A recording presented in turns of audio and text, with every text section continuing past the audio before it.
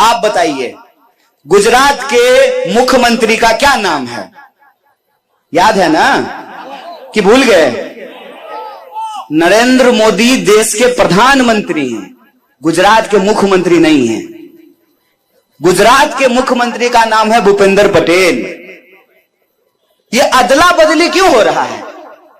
ये अदला बदली इसलिए हो रहा है ना कि आप तय ही नहीं कर सकें कि गुजरात में जो भ्रष्टाचार पैदा हुआ है, जिसके चलते मोरबी की दर्दनाक हादसा हुई है, 22 बार पेपर लीक हुए हैं, किसानों को आत्महत्या करनी पड़ रही है, 45 साल में सबसे ज्यादा बेरोजगारी है, जीएसटी और नोटबंदी के चलते छोटे व्यापारियों को नुकसान हुआ है, इसकी जिम्मेवारी न तय की जा सके।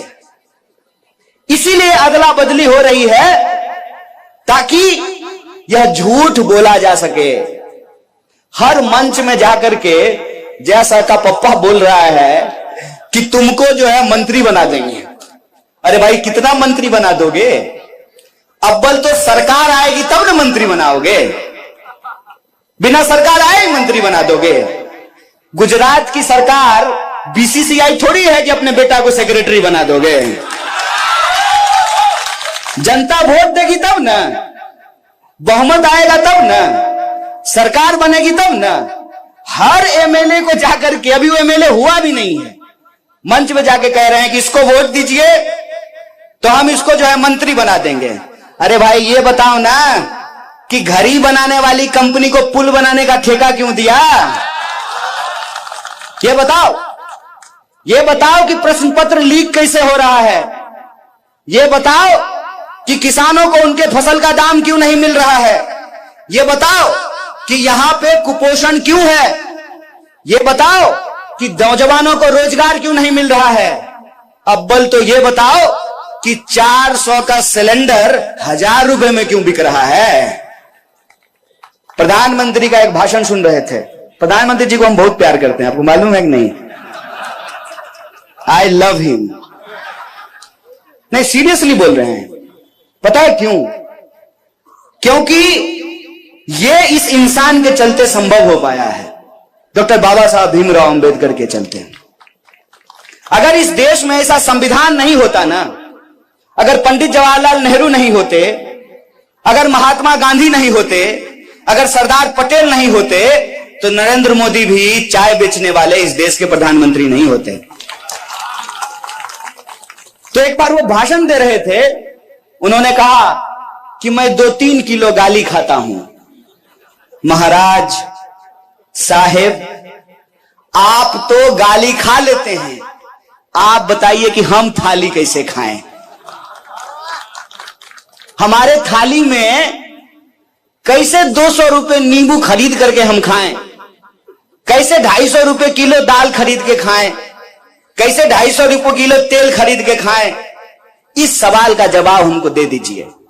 और हम ये समझना चाहते हैं कि आपके इस कथन का क्या मतलब था कि ना खाऊंगा ना खाने दूंगा। आप तो गाली खा रहे हैं, हमको थाली नहीं खाने दे रहे हैं। यही जब चर्चा हो रही थी तो भाजपा का मेरा एक दोस्त बोला, देखो छोटी छोटी बातें मत करो, छोटा बात मत बोलो। महंगाई बहुत छोटी बात है उनके लिए, बड़ी बड़ी बातें करो। बड़ी बातें मतलब रूस की बात, यूक्रेन की बात, बड़ी बातें करो। हम बोले बड़ी बातें कर तो लेंगे, लेकिन उससे हमारे जीवन पे असर क्या पड़ेगा ये बताओ। उन्होंने कहा कि कुछ मत कहो, प्रधानमंत्री जी यूक्रेन का युद्ध बंद कराने में बिजी हैं। हम बोले प्रधानमंत्री जी यूक्रेन का युद्ध बंद करा रहे हैं, 1000 रुपए सिलेंडर के चलते हमारा चूल्हा बंद हो रहा है। आप तय कर लीजिए।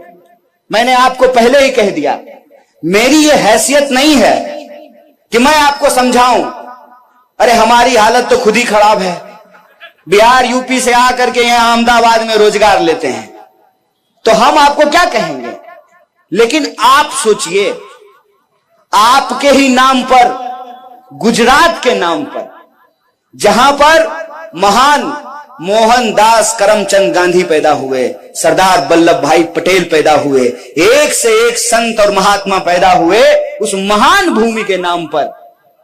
जो धोखा हुआ है ना साहब, उस धोखा का जवाब अगर कोई दे सकता है तो गुजरात की जनता दे सकती है।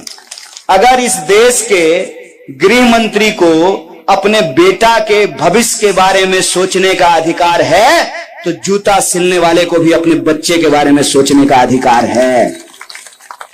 अगर मंत्री बनने से किसी का बेटा टैलेंटेड हो सकता है, बीसीसीआई का सेक्रेटरी हो सकता है बिना क्रिकेट खेले ही, तो इस देश के आम लोगों को भी यह अधिकार है कि उसके बच्चे को शिक्षा मिले और शिक्षा लेने के बाद उसकी योग्यता के आधार पर उसको काम मिले ताकि वो आत्मसम्मान से अपनी जिंदगी को जी सके। सारे मुद्दे गायब कर दिए गए हैं।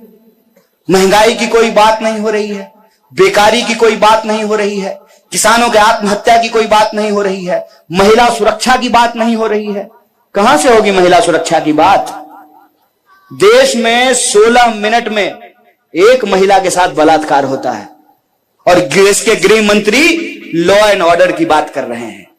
कहां से होगी महिला सुरक्षा की बात जब सरकार में बैठे हुए लोग बलात्कारियों को संस्कारी बताएंगे? तो आप बताइए कि महिला सुरक्षा की बात कैसे होगी? इसीलिए यह जिम्मेवारी आपके कंधे पे है। आपको यह तय करना है कि गुजरात के चुनाव से क्या संदेशा जाना चाहिए। जब मैं आ रहा था तो एक पत्रकार ने पूछा कि आपके हिसाब से गुजरात में क्या होगा। हमने कहा कि गुजरात में सिर्फ 2 चीज हो सकती है। एक तो जो चल रहा है ना वही चलेगा, जो हो रहा है वही होगा। दूसरा, गुजरात में परिवर्तन होगा। और गुजरात में परिवर्तन अगर कोई कर सकता है, और यह बात मैं नहीं कह रहा हूं, यह बात भाजपा को पता है कि गुजरात में परिवर्तन अगर कोई पार्टी कर सकती है तो उस पार्टी का नाम भारतीय राष्ट्रीय कांग्रेस है।